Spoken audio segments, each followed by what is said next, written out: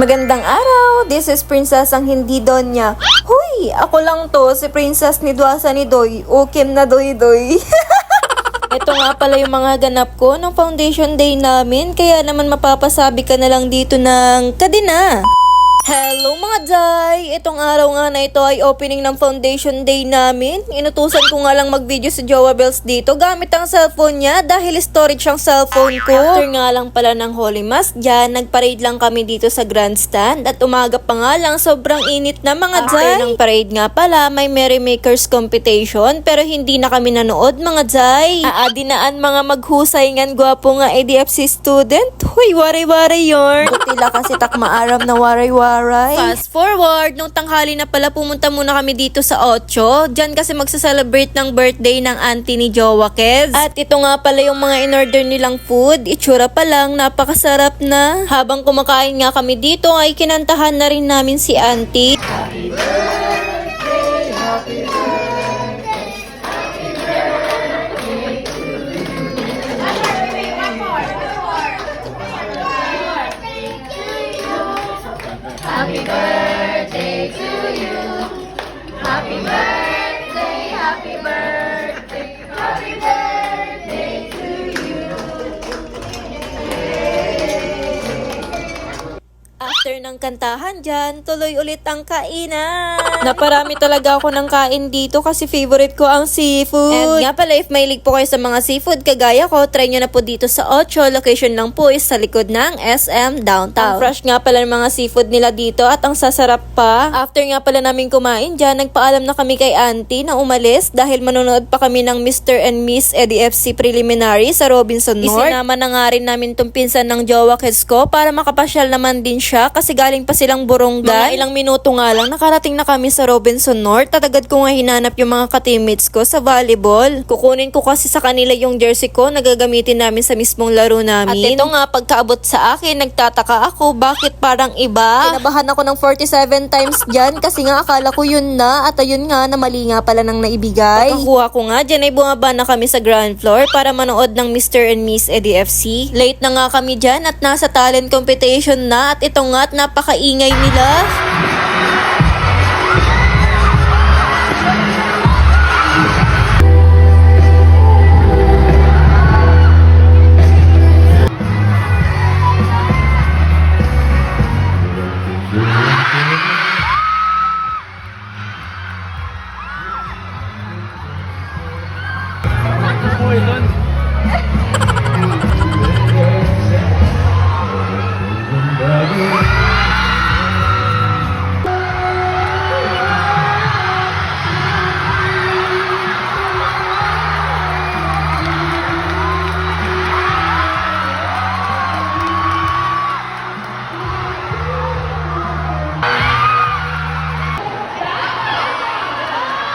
Talaga nga namang napaka-talented ang mga ADFC student pero parang may nanalo na.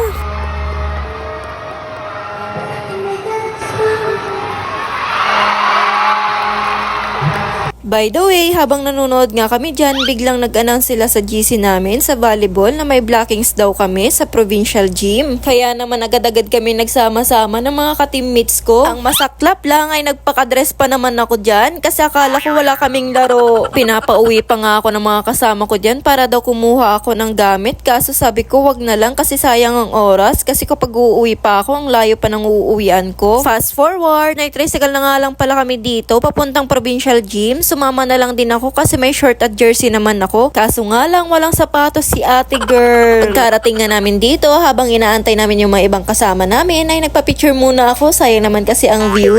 Sayang talaga ang dress. After ko nga pala magpa-picture dyan, pumasok na kami sa court at may lumapit sa aking bata at sabi niya hindi ko pa daw siya grenade. Happy birthday to me! May birthday niya? Wala!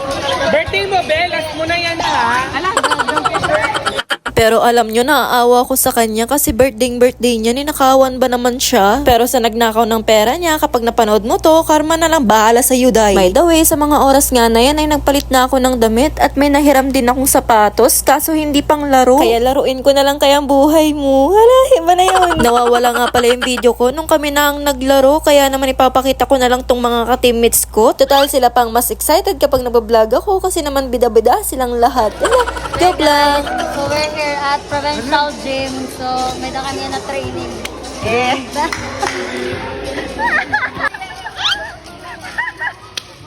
Fast forward, after nga namin maglaro dyan, dumaan muna ako dito sa Save More para magpalit ng damit. Kaso nahihiya akong pumasok kasi tignan niyo naman yung itsura ko.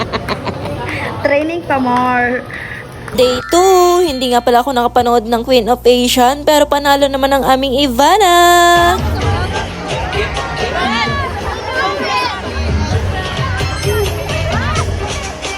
Hindi nga kami nakapanood dyan ni Jasmine kasi nga may training kami sa volleyball. Buti na lang nabutan pa namin. Nakapag-picture pa kami. Hanggang dito na nga lang tong video na to. Abangan nyo na lang ang part 2 kasi masyado nang mahaba kapag isang upload lang.